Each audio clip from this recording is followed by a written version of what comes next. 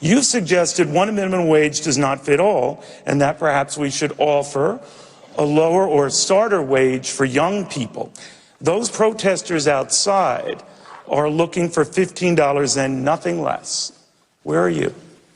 Every time we raise the minimum wage, the number of jobless people increases. It's particularly a problem in the black community. Only 19.8% of black teenagers have a job. We're looking for one. And that's because of those high wages. If you lower those wages, that comes down. Just to be clear, you would not raise it? I would not raise it. We believe in trying something new to help these black teenage kids.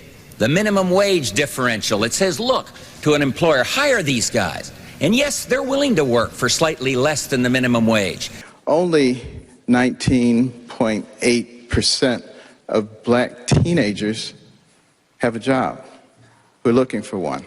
And that's because of those high wages. If you lower those wages, that comes down. We believe in trying something new to help these black teenage kids. The minimum wage differential. It says, look, to an employer, hire these guys. And yes, they're willing to work for slightly less than the minimum wage. And that's because of those high wages. If you lower those wages, that comes down. And yes, they're willing to work for slightly less than the minimum wage. Well, of course Black Lives Matter, but what I feel is that instead of people pointing fingers at each other and just creating strife, what we need to be talking about is how do we solve the problem in the black community of murder, essentially.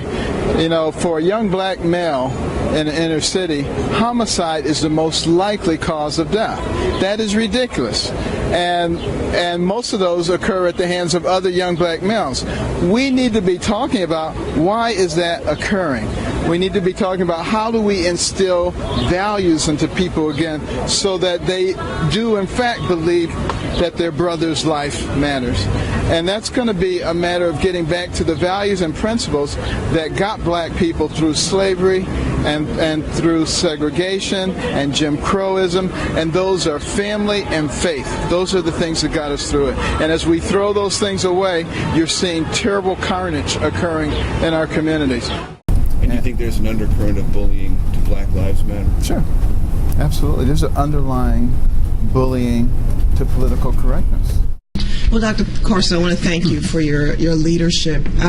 But you do know that the black liberal establishment is not going to be happy with you. And I'm talking about the community activists, some of the pastors, some of the politicians, and the black media, because it's your story of success that they don't want communicated to the black community because they thrive on talking about blacks are victims and need special treatment. So I want to thank you for all you do and for your leadership, because we need more leaders such as yourself to communicate the story that America really is an exceptional country. Absolutely. Thank you. And I've heard from a lot of black leaders, actually, since this time, who are very thrilled with what I'm saying. I'm sure there's some that are not. Rupert Murdoch, switching gears, tweeted this, praising you and your wife. I'll put it up on the screen, clearly taking a swipe at President Obama. Ben and Candy Carson, terrific. What about a real black president who can properly address the racial divide and much else? That's a pretty shocking statement. He's now apologized in effect, but that was pretty ugly. Well, I know Rupert Murdoch. He's not a racist by any stretch of the imagination. He's just expressing his opinion. I think it's much to do about nothing. But he's suggesting that President Obama is not a real black president.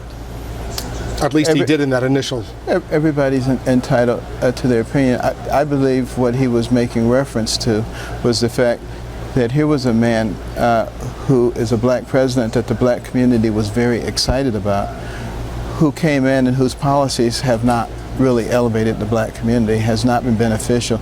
There's more unemployment, more poverty. And I believe that's what he was really referring to. You believe the president is a real black president, though, right? I wouldn't even get into such a conversation. It's a simple question. Is President Obama a real black president? Well, he's the president and he's black. So he's a real black president. Again, you know, we're dealing with semantics. As you know, I'm the last person who wants to play around with semantics and political correctness. You know, Rupert Murdoch said what he said. He apologized because a lot of people took it the wrong way. You know, Obamacare is really, I think, the worst thing that has happened in this nation since slavery. And it is, in a way, it is slavery, in a way, because it is making all of us subservient to the government.